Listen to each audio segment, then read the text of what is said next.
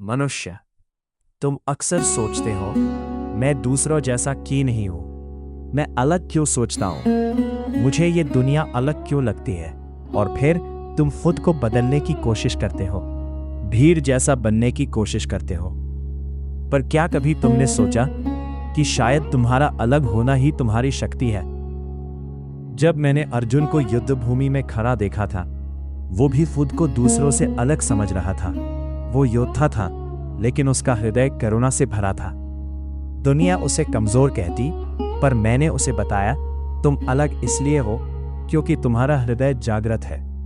तुम्हें भी कई बार ऐसा लगता है ना कि तुम्हारे विचार, तुम्हारे सपने, तुम्हारी संवेदनाएं दूसरों से मेल नहीं खाती। तुम भीड़ में होते हुए भी अकेला महसूस करते हो। सुनो, अकेलापन कमजोरी नहीं है, वो संकेत है कि तुम्हारी आत्मा भीड़ से ऊपर उठना चाहती है। दुनिया सामान्य लोगों को स्वीकार करती है, जो जैसा चल रहा है वैसा ही चलता रहे। पर जो अलग सोचता है, जो प्रश्न करता रहे, जो गहराई में उतरता है, उसे पहले अस्वीकार किया जाता है। तुम्हें अलग इसलिए बनाया गया है क्योंकि तुम्हारा मार्ग भी अलग है। हर आत्मा का उद्देश्य समान नहीं होता। कुछ लोग भीड़ बनाते हैं और कुछ लोग दिशा। यदि तुम हमेशा अलग महसूस करते हो, तो संभव है कि तुम दिशा देने वालों में से हो। याद रखो, कमल कीचड़ में उगता है, पर कीचड़ जैसा नहीं बनता।